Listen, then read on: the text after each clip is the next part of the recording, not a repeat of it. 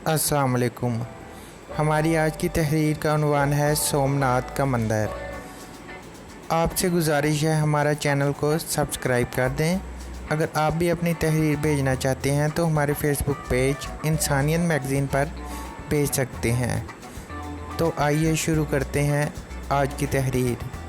सोमनाथ का मंदिर इतना बड़ा था कि हिंदुस्तान के सब राज्य इसके लिए जागीरें वक्फ़ करते, अपनी बेटियों को खिदमत के लिए वक्फ़ करते, जो कि सारी उम्र कंवारी रहती और इन्हें देवदासियाँ कहा जाता। हर वक्त 2000 ब्राह्मण पूजा पाठ करते के लिए हाज़िर होते और 500 गाने बजाने खूबसूरत औरतें और 300 कव्वाल मुलाजिम थे। सोमनाथ के बुत की छत 56 सतूनों पे कायम थी।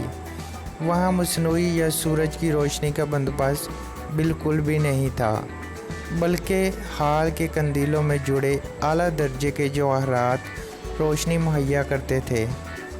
अल्लाह के दिलावर सुल्तान महमूद गजनवी बुत शिकन सोने और चांदी के छोटे छोटे बुतों को रौंदने के बाद बादशाह बुत के सामने जा खड़े हुए। ये बुत 6 फुट ज़मीन के अंदर और 9 फुट ज़मीन से बुलंद था। इस दौरान शहर के मोअज़्ज़ज़ समझे जाने वाले हिंदुओं ने मुँह मांगी मालो दौलत की पेशकश की। सोमनाथ के बादशाह बुत को कुछ ना कहें तो सुल्तान महमूद गजनवी के देसी दानश्वरों ने मशवरा दिया कि पत्थर को तोड़ने का क्या फ़ायदा, जबकि मालो दौलत मुसलमानों के काम आएगी। सुल्तान महमूद गजनवी ने ऐसे दानश्वरों की बात सुनकर कहा कि अगर मैंने तुम्हारी बात मान ली तो दुनिया मुझे बुत फरोश कहेगी, जबकि मेरी चाहत दुनिया व आखिरत में मुझे महमूद बुत शिकन के नाम से पुकारा जाए।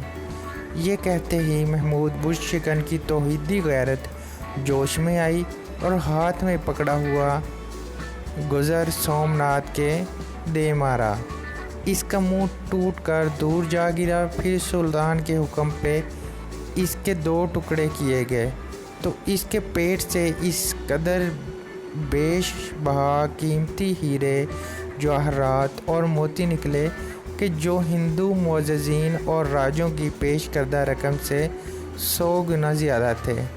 इसलिए काफ़र मुवर्रिख़ीन सुल्तान को डाकू कहते हैं, जबकि इस्लाम इसे माल गनीमत कहता है।